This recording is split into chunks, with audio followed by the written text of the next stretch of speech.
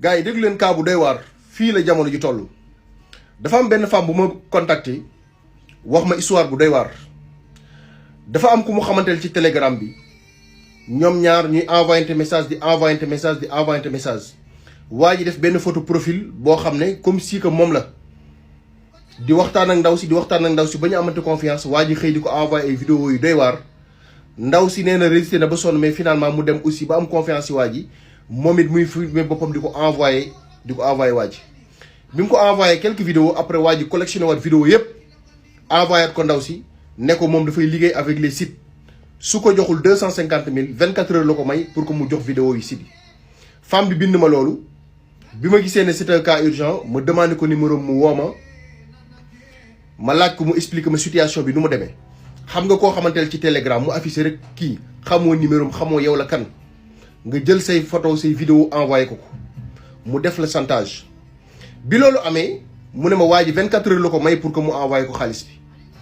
ma ne ko bul envoyé dara déglu moom mettre la en contact avec quelqu'un ñu xool situation bi nu ñu ko lijjanti mu ne d'accord ce lendemain bi may woo mais période boobu bi mu fekk maa ngi def cours mënu ma woon jël appel bi nekk entre temps waa ji harcelé na ko ba ndaw si ne ko léegi dinaa la envoyé xaalis bi mais li ci gën a am solo mooy nan la ko envoyé xaalis bi parce que moom dafa toog këram dafa am benn frère am boo xamante ni ñoom ñaar ay gaayen lañ frère bi dafa ñëw ci moom waxtaan na moom gis ko ne ko lan la mu ne ko noonu du dara mu ne ko noonu damaa bëgg expliquer ma man xam naa la lu mënti xew xam naa la situation ndaw si expliquer ko situation bi mu ne ko d'accord léegi bul def dara bàyyil man dinaa fexe lijjanti situation boobu ba mu sotti léegi man jox ma xaalis bi man dinaa ko envoyé te coow di jib ndaw si ne ko d'accord ndaw si yëkkati xaalis bi jox ko bi mu ko joxee xaalis bi waa ji dem après quelque temps ndaw si recevoir message telegram ne ko sa frère bi ñëw na indi na xaalis bi tu as bien fait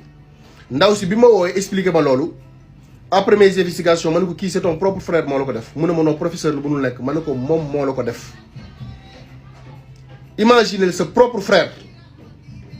moo ko piégé am ay vidéo am chantage ko ci xaalis bi ñuy defee investigation yi jot ko finalement mu xam ne amatul échappatoire mu avoué mu ne dafa amoon problème mu xaalis noonu rek la mënoon def pour am xaalis léegi nag ndaw si dafa nekk ci difficulté mooy entre son honneur la famille parce que yaayam ak yaayu waa ji ay wujj lañ